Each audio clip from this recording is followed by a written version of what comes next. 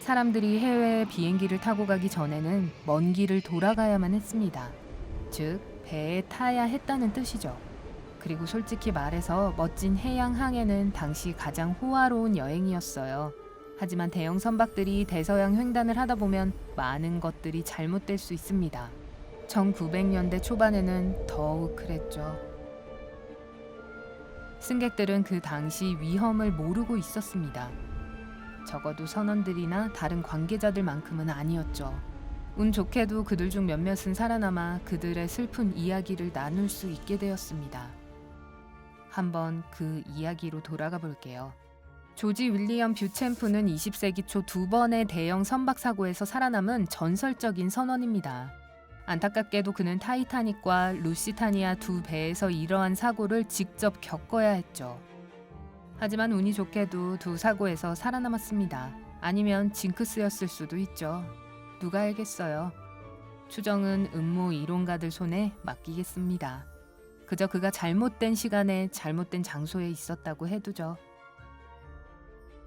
조지 뷰챔프는 1888년 영국 햄프셔에서 태어났으며 4남매 중 둘째였습니다.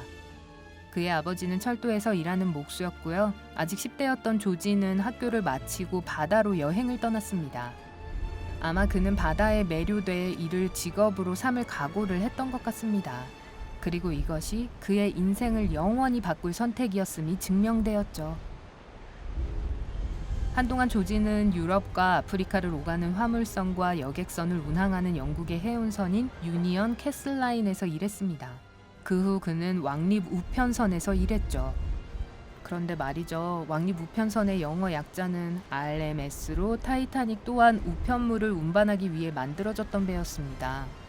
그래서 아마 갑판에는 거대한 우편실과 우체국도 있었던 것 같아요. 멋있죠? 이제 이야기로 돌아가 보겠습니다.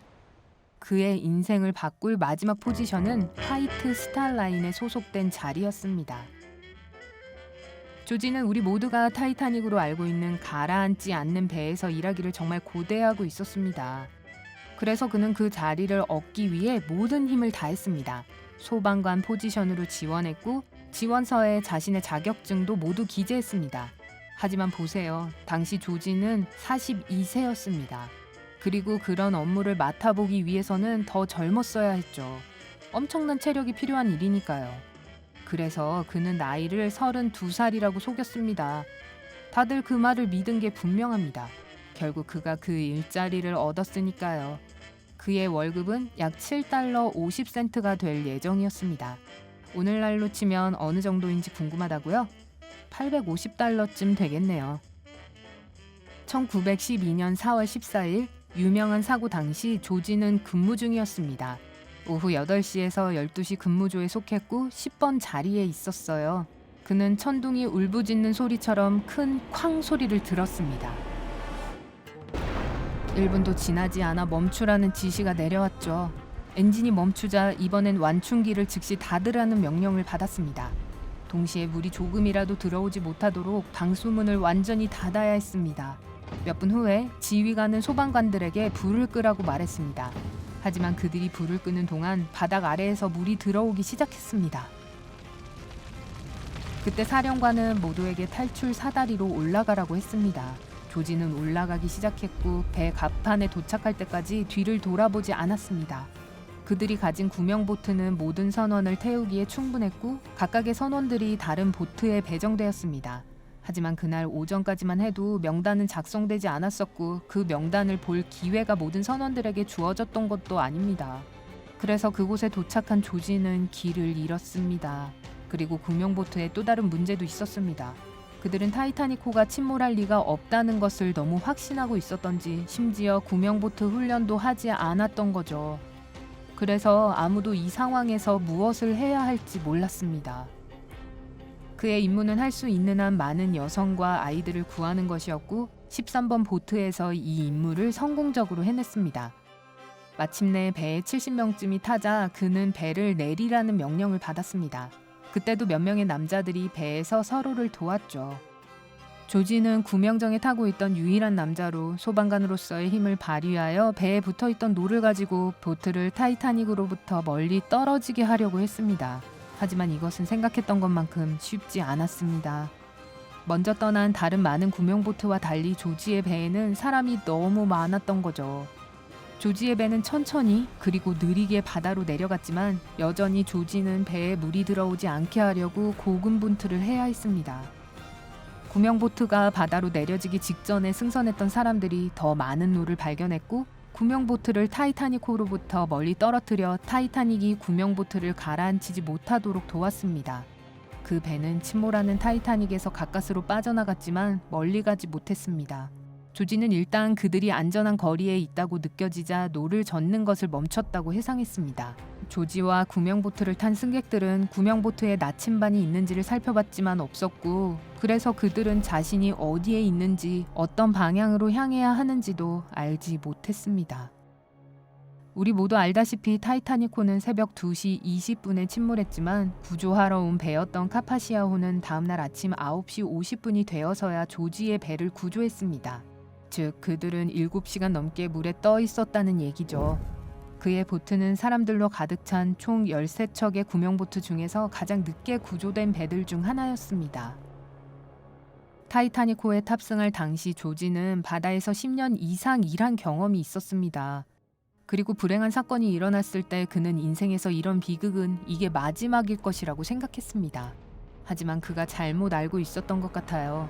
조지가 다음에 선원으로 탑승한 배는 루시타니아호였는데요. 이 배는 곧 대재앙을 마주할 예정이었습니다. 이 배는 1906년에 건조되었고 1915년까지 대서양을 202번 건넜습니다. 1915년 5월 7일 이 배는 뉴욕에서 리버풀까지 가는 202번째 여정을 거의 마칠 뻔했고 첫 번째이자 마지막 충돌을 겪게 되었죠. 당시 이 배에는 승객 1266명과 승무원 696명이 타고 있었습니다. 루시타니아호는 아일랜드 남쪽 해안을 따라 항해하다가 오후 2시 10분에 독일 유보트의 눈에 띄게 되었습니다. 유보트의 지휘관이었던 월터 슈이거는 대형 선박에 어뢰를 발사하라는 명령을 내렸는데요. 그 배가 군사용 장비를 유럽으로 운반하고 있다고 믿었기 때문이었습니다. 배는 빠르게 나아가고 있었지만 전속력은 아니었기 때문에 배의 오른쪽에 어뢰가 쉽게 걸렸습니다. 이 때문에 접촉 지점에서 폭발이 일어났고 배에는 놀라운 속도로 물이 들어오기 시작했습니다. 모든 사람을 태울 수 있는 구명보트가 배 안에 충분히 있었지만 사람이 너무 많았고 배도 아주 빠른 속도로 가라앉고 있었기 때문에 상황은 매우 혼란스러웠습니다. 생존자는 절반도 안 됐고 그 중에는 조지가 있었습니다. 이 이야기의 카파시아 구조선은 준이라는 이름의 영국 순양함이었는데 배가 부딪힌 지 얼마 되지 않아 루시타니아호가 침몰했다는 소식을 듣고 그들을 도우러 코르크의 항구에서 출발했죠. 아마 여러분은 그 이후에 조지가 그의 진로 결정에 의문을 갖기 시작했다고 생각할 수도 있을 거예요. 하지만 바다와 선원이라는 직업에 대한 그의 사랑은 여전했습니다. 그래서 그는 중간점을 찾았습니다. 그는 태어나 두 번째 대형 침몰 참사를 겪은 직후 가족들에게 공식적으로 이제 대형 선박에서 일하지 않겠다고 말했습니다. 너무 늦었지만요. 조지는 두 사고에서 수백 명의 생명을 구했지만 루시타니아호에서 그의 직위가 무엇이었는지 그리고 나중에 어디에서 일했는지에 대한 기록은 여전히 분명하지 않습니다. 은퇴한 후 그는 영국의 사우샘프턴으로 이사했고 그곳의 바다 가까이에서 여생을 보냈습니다. 이제 여러분 차례입니다. 여러분은 이런 놀라운 경험을 한 전설적인 사람들에 대해 더 알고 계신가요? 아래에 댓글로 알려주세요. 오늘 새롭게 알게 된 것이 있다면 영상에 좋아요를 누르고 친구와도 공유해주세요. 잠깐! 아직 크루즈배를 타러 가시면 안 돼요. 여러분이 확인하셔야 할 2000개 이상의 재미있는 영상을 준비했습니다. 왼쪽, 오른쪽 중 하나를 클릭하고 즐겁게 감상하기만 하시면 돼요. 삶의 밝은 면에 머무르세요.